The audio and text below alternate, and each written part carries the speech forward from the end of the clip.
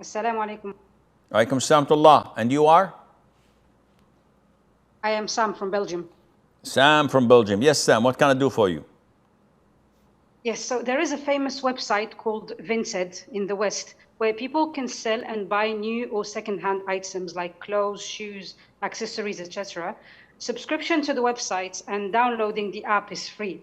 Now, for example, if you want to buy something from someone on the website that costs, for example, 10 euros, the seller will receive 10 euros for the item, but the buyer will pay an extra 70 cents, which is fixed, plus 5% of the initial price.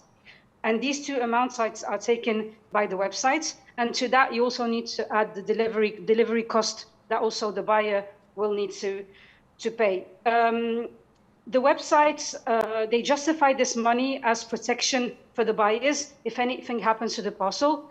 So for example, the money is blocked. So when you buy something, the money is blocked and the seller will only receive his money once the buyer receives the products. And if there's a problem with the item bought, such as damaged products, etc., they can receive their money back without the delivery cost, and they have to send back the products to the seller with new extra delivery cost.